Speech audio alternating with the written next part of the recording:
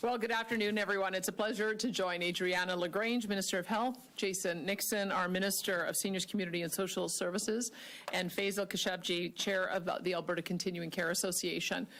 Albertans want to know that our healthcare system is there when they need it and where they need it. They deserve no less. And that's why our government made healthcare a top priority in Budget 2024.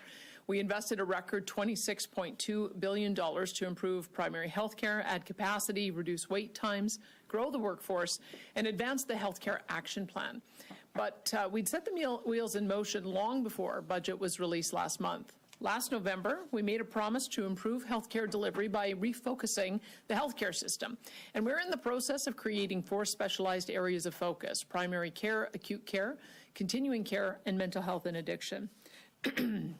Budget 2024 provides the funding for decisive actions in each of those areas, including significant investments in continuing care, already under pressure as Alberta's population continues to grow and grow older, and as more people require more care for more complex needs. For example, there are a number of patients in hospital who no longer need hospital care, but still require specialized support. These are referred to as alternative level of care patients. And what we have found is that it is taking far longer than it should to transition Albertans from a hospital to more appropriate care setting, such as continuing care or in other community support services. This came to sharp focus this past December when Minister Adriana LaGrange visited the Royal Alexandra Hospital and connected with a specialist in the ER who flagged that they had approximately 27 patients in hospital ready to be discharged, but could not be discharged because their taxes and other financial issues were not complete. As a result, these patients could not qualify for the social assistance they needed to ensure their care continued after they were discharged. On average, about 1,500 Albertans are in hospital beds waiting to be moved. Almost half are transferred within 7 days to a more appropriate setting than a hospital, and most within 25 days. But there's a percentage of patients with more complex needs who remain in hospitals much longer than necessary. And while Alberta actually leads the country in managing alternative levels of care patients, we know that there's more work to be done to reduce these wait times. We want to ensure patients receive the care they need in the most appropriate setting, whether it's a long-term care facility, a community support facility, or an appropriate home care support service. We are focused on transferring patients facing specific challenges to an appropriate care setting by embedding teams within AHS with support from Alberta Health, Seniors, Community and Social Services, and Mental Health and Addiction. These teams will focus on removing barriers to care that could include financial or legal issues or homelessness. We are reviewing the decision-making process to shorten the time it takes to assess the type of continuing care supports that a patient needs. And through Budget 2024, we're making significant investments in continuing care spaces in the province. Before I invite Minister LaGrange to the podium, let me reiterate that our government is committed to ensuring access to quality public health care for all Albertans. Improving access to alternative levels of care and continuing care will benefit not only patients, but also the overall healthcare system. The investments that we're making and the actions that we're taking, including refocusing our healthcare system, allow us to focus on accountability, service delivery, and effective governance of both the acute care and continuing care sectors. And most importantly, improving our healthcare system enables us to focus on the patient and provide Albertans with the care they need when and where they need it. And as I said earlier, Albertans deserve no less. Thank you, and I now ask Adriana LaGrange to take the mic.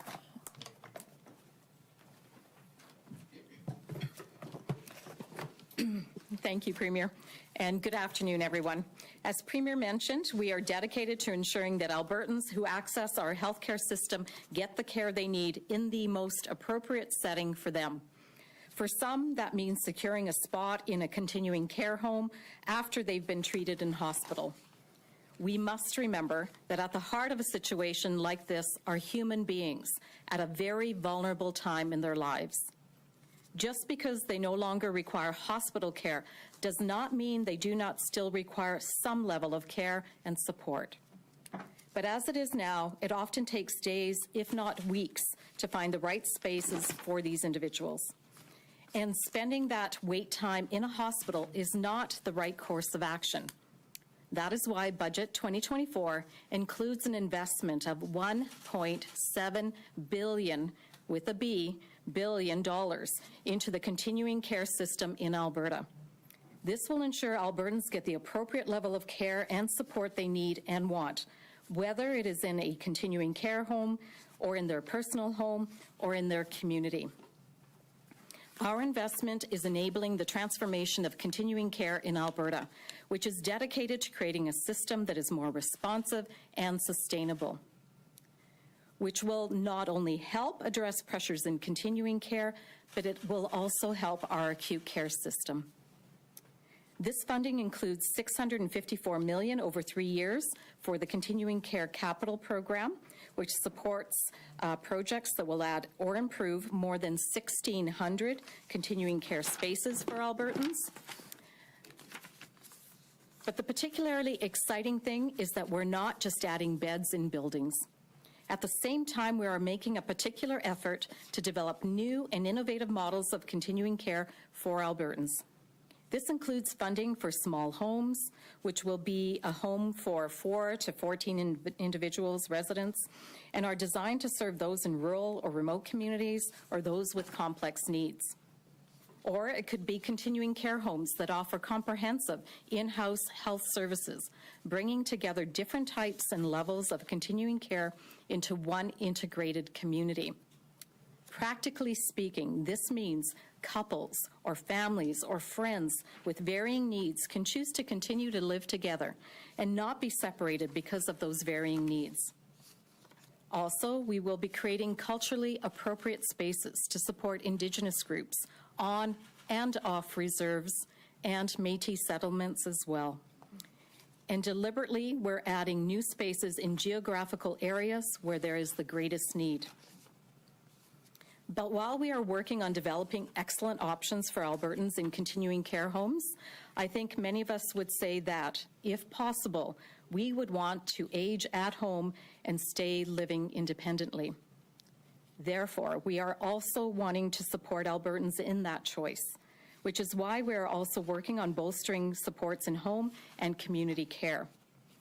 That includes funding to home care pilot projects that will provide wraparound services and supports for clients returning home from hospital, and funds for community projects to support older Albertans with non-medical services such as transportation, housekeeping, and even snow removal.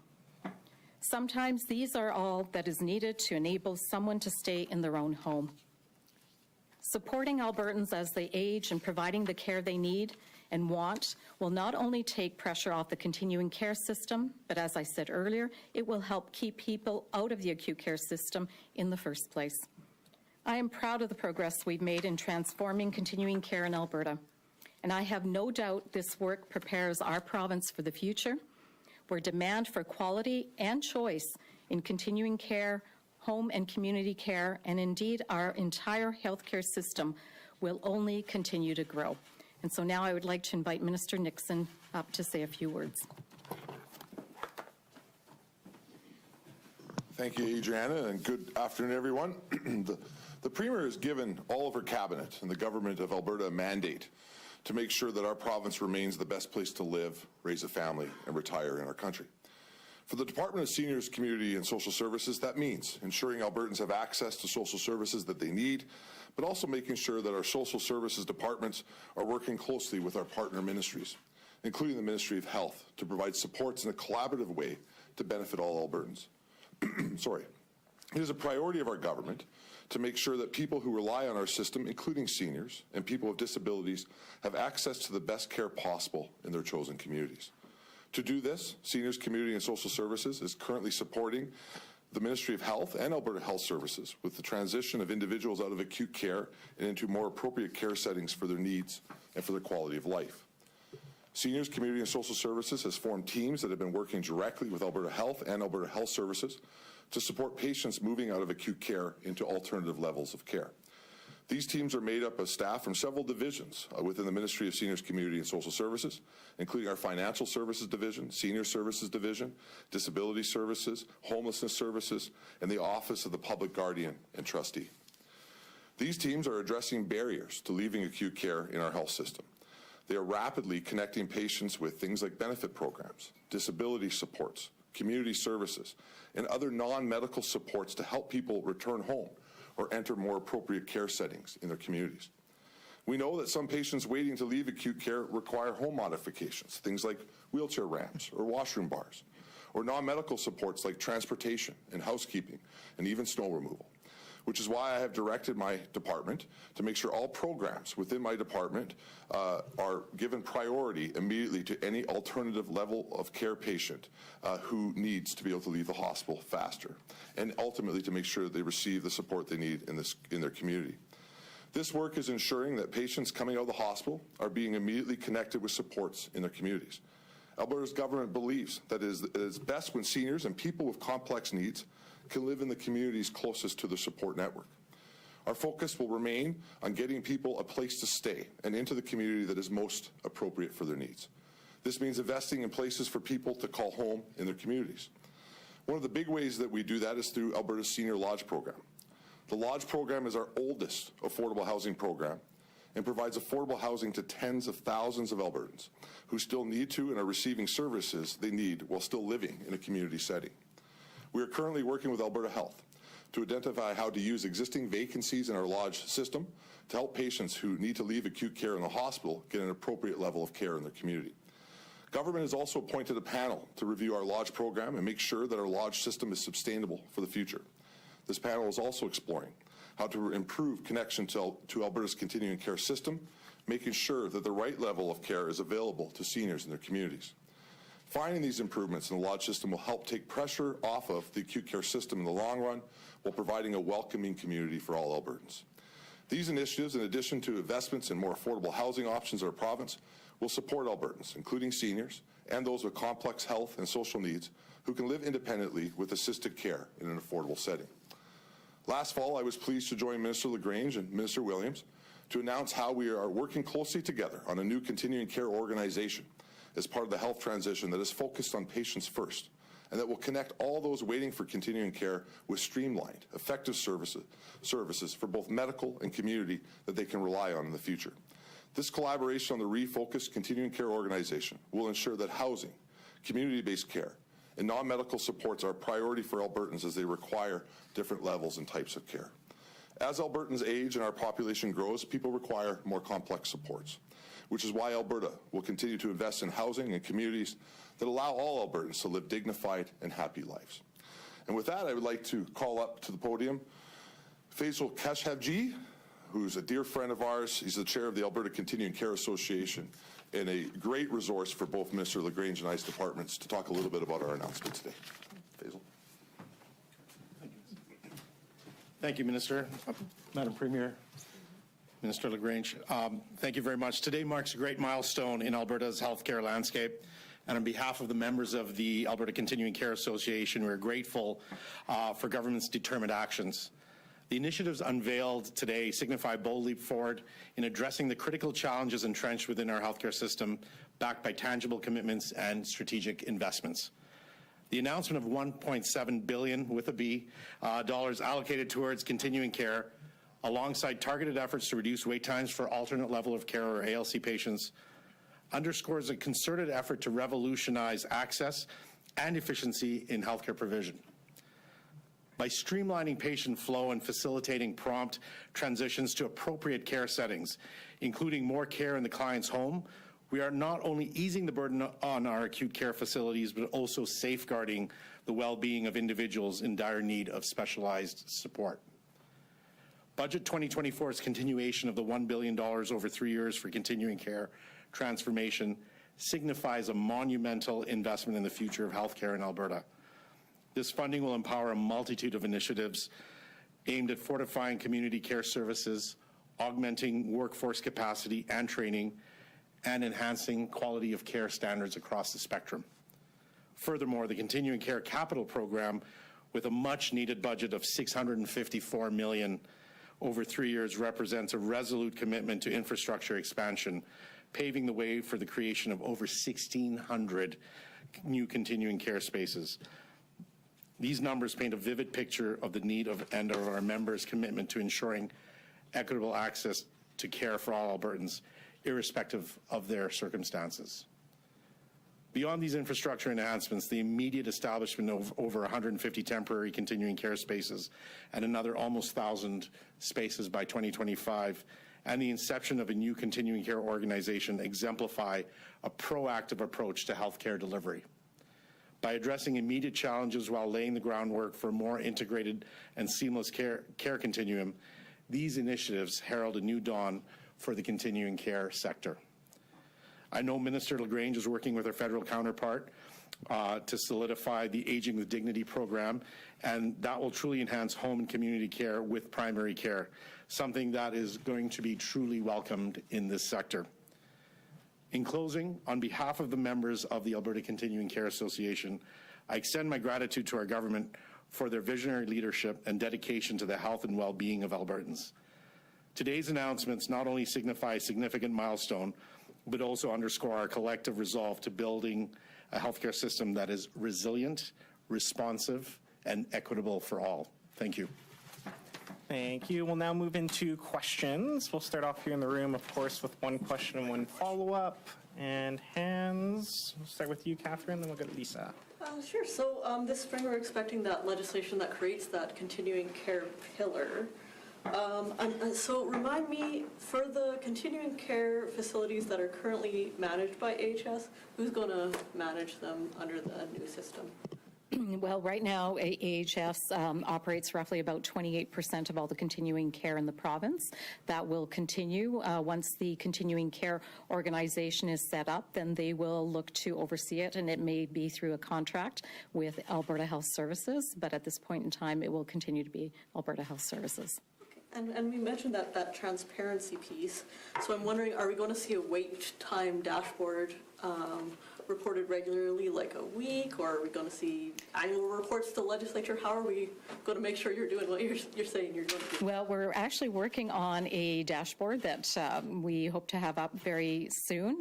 We've been doing a lot of work. We needed to modernize the look and accessibility, and so we want to make sure that when we put it up, it will be accurate, and in fact, that Albertans can actually use it to engage with ourselves in terms of, you know, where are services available. I'm excited to bring it forward when we're ready. Lisa? Yeah, Minister LaGrange, you mentioned that you wanted to put investments geographically where there's the most need in continuing care. So I wonder if you can just provide a few more details about the temporary continuing care spaces in the release, the 50 that have been created so far, and I think just over 1,000 by 2025. Where are those going? Well, currently in the province, we have roughly about 450 transitional spaces. So we have upgraded and increased that by additional spaces. So when we talk about transitional spaces, those are places where individuals would go to have further assessment or to further convalesce before they go to their next level of care, whether that's back to home or perhaps into a different community type setting. So we are looking to increase those numbers. We're working, as Minister Nixon said, it's a cross-ministry approach. I really think the only way we're going to tackle the issues that we see within our healthcare system is really to have that collaboration across ministry. Anyone who knows me would know that I'm a huge fan of authentic wraparound services where we put the patient at the center of the care and then bring the people to the individual. What do you need? Where do you need it? How do we get you to the right level of care that you need at this point in time in your life? So sorry, yeah, I didn't understand that from the press release. The temporary means transitional spaces? Transitional. Usually it means transitional spaces. Okay. Yeah. And I'm also wondering, for Faisal, if you might be able to answer this one. You noted that the 1,600 new spaces. I mean, how does that factor into the need currently in Alberta for more spaces? Like, it could be closer to 10,000 spaces that we need. So isn't this just a drop in the bucket? Yeah, but you've got to start somewhere. You know, land is expensive. All of those things have to be factored in, right? So it's what can we build in the next foreseeable future.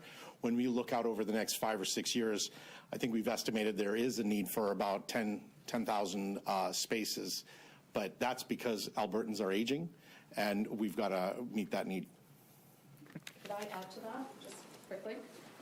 So right now in Alberta, over the age of 65, it's roughly 1 in 7 Albertans are over the age of 65. In 20 years, that number will actually grow to about 1 in 5. I'm going to add one thing to it. Well, because I think it's actually the most important question to Minister LaGrange's earlier point. This is why we're working to make sure multiple ministries are involved to tackle this challenge. Because I don't think it's the minister's position or the government's position that we're going to be able to build all of those units, nor that we need to. We need to build as many as we can, but there are other solutions that could help deal with some of those 10,000 spaces that may not be the traditional continuing care facility that you've seen in the past and our lodge facilities, and that you will see be tackled through some of the smaller facilities that the minister spoke about in her remarks, but further that with bigger investments inside home care, and then overlap with some of the community care initiatives that we do. So, you know, for example, when we have individuals that go into either the lodge program and or to some type of long-term medical care, often that may only need something as simple as ramps installed. We know that.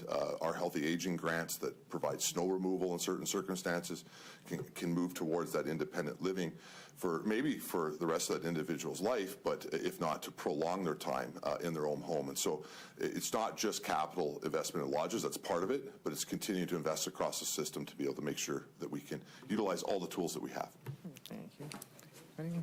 Perfect. And we'll go over to the phones. Operator, did we have any callers in the queue? There's no questions in the queue at this time. Thank you. Go for it. I wanted to ask Minister LaGrange, so going back to the MNP report and a lot of the details that were in that, kind of before your time, but it's still guiding a lot of what the government is doing. There were some recommendations about hours of care, and then we recently just saw these orders in council that dealt with different standards of care and guidelines. I'm wondering, and if I recall correctly, your predecessor, Minister Copping, said that they were looking at that hours of care piece and hoping to bring that into it as well. Do you have a timeline on when we might see hours of care be brought into those standards of care, raise it up to like 4 hours a day or something like that? So we actually increased hours of care, and I can ask Faisal to speak to that a little bit more broadly.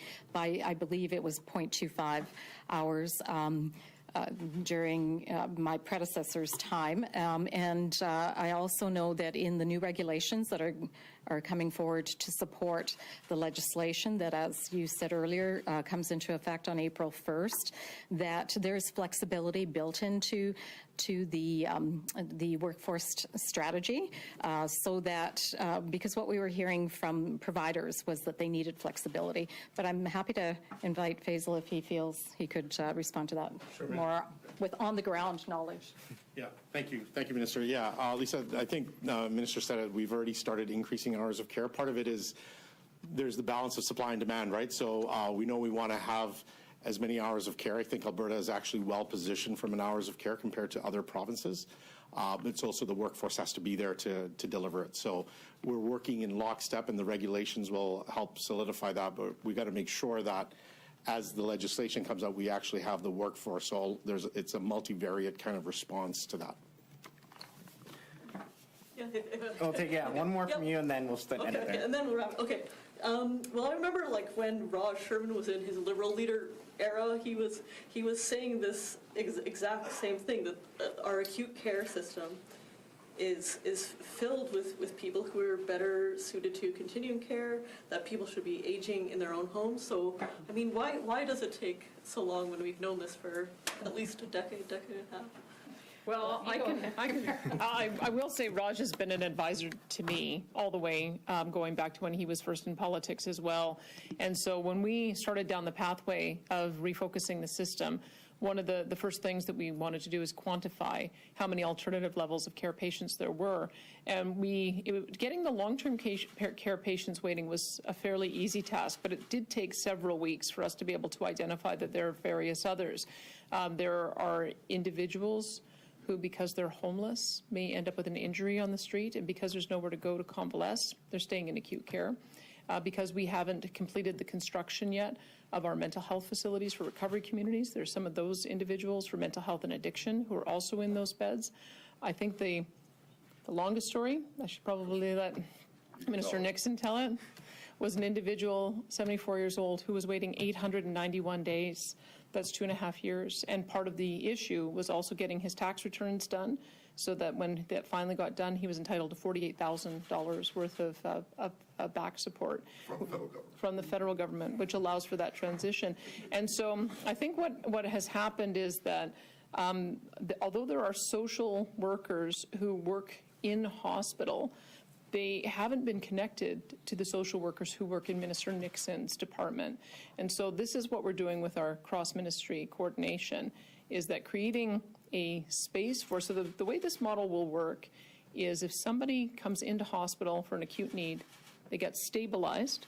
Once they're ready for discharge, they would move into the transition space, at which point the social workers from AHS and Minister Nixon's department would work together to figure out how to find that space, and then we'd work with our partners in nonprofit to make sure that they're either in a convalescence facility, mental health, addiction, continuing care, long-term care, or do the supports of home care with the renovation to the homes. But that was the missing piece, is I think that perhaps the social workers within AHS didn't realize that they had all of these services that could be provided through continuing care. So we've just done that connection. One of the first things I did as well when I first became Premier was move the Office of the Public Trustee and Guardian over to this ministry, because you can imagine that if there's somebody who can't get their tax returns done for 891 days, they're probably having difficulty managing their home, managing all the yard work that has to be done there, managing some of their other needs. And so there's probably a role for someone to step in to play that navigator. So I think that was the missing piece. But I do credit Dr. Sherman for flagging this, and I'm just glad we've been able to find some solutions. Do you have anything more that you want to say on that? I think well, this will be no surprise to anybody. I think the Premier covered it very well. But I also think that this is the brilliance, frankly, of what Minister LaGrange has put together for the overall transformation, because some of the other challenges is when you're trying to deal with all these complex issues in one organizational structure, it's pretty hard to manage that. And so I think that's why you've seen that these challenges be taking place over decades. And so by being able to break health into 4 organizations that work together, that means there's going to be individuals working with other ministries that are concentrating on things like continuing care. And we're not relying on individuals who need to be really focused on acute care, emergency settings, and dealing with obviously very critical issues. And so I think that's why the structure is a good idea. And I think over time we're going to see the benefit of having 4 different divisions concentrating on the unique needs of patients that are within our system. Perfect. And thank you guys for your questions. That's all on today.